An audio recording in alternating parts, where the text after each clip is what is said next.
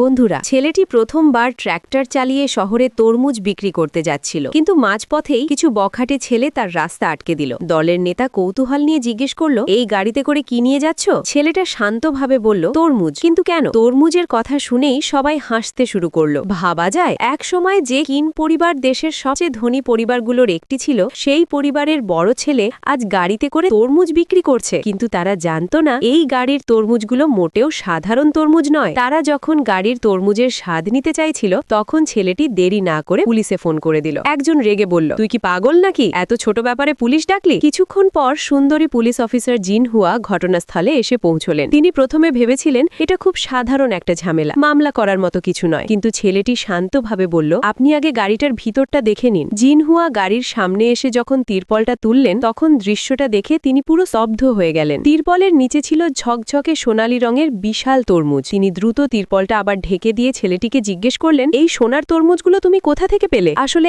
একদিন আগে ছেলেটিকে তার বাবা বাড়ি থেকে বের করে দিয়েছিল। তারপর যখন সে দিশাহারা হয়ে পড়ে, তখন হঠাৎ তার কাছে এক রহস্যময় চাষবাদ সিস্টেম সক্রিয় হয়। সিস্টেম তাকে জানায়, যদি নির্দিষ্ট জমিতে কোনো ফসল লাগানো হয়, তাহলে বিশেষ চমক পাওয়া যাবে। ছেলেটি কৌতূহলবশত কিছু তরমুজের বীজ নিয়ে জমিতে লাগালো। বীজ বপন করে সার দেওয়ার পর অবিশ্বাস্য ঘটনা ঘটল। বীজগুলো মুহূর্তের মধ্যেই দ্রুত বড় হতে লাগলো। ছেলেটি কিছু পুষ্টিকর মাটি দিয়ে গাছগুলো ঢেকে দিয়ে একটু ঘুমিয়ে নিল। পরের দিন সকালে ঘুম থেকে উঠে সে অবাক হয়ে দেখল, জমিতে 30টা ঝকঝকে সোনার তরমুজ। সিস্টেম তখন ছেলেটিকে সতর্ক করে বলল, 3 দিনের মধ্যেই তরমুজগুলো বিক্রি করতে হবে, না হলে সব অদৃশ্য হয়ে যাবে। তাই ছেলেটি একটা পুরনো ট্র্যাক্টর জোগাড় করে শহরে বিক্রি করতে রওনা দিল। কিন্তু শহরে ঢুকতেই তার সৎ ভাই কয়েকজন লোক নিয়ে এসে তাকে অপমান করতে শুরু করলো। তারা সুযোগ বুঝে তরমুজগুলো ছিনিয়ে নেওয়ার চেষ্টা করছিল। ঘটনা বুঝে পুলিশ অফিসার জিন হুয়া সঙ্গে সঙ্গে হাতকড়া বের করে তাদের গ্রেপ্তার করলেন। সৎ ভাই তখনও বুঝতে পারছিল না সে কত বড় অপরাধ করে ফেলেছে। সে বলল, কয়টা তরমুজই তো, আমি কি কিনতে পারি না? ছেলেটি তখন তিরপলটা তুলে তাদের দেখালো এবং বলল, এই গাড়ির তরমুজগুলোর দাম $500 বিলিয়ন।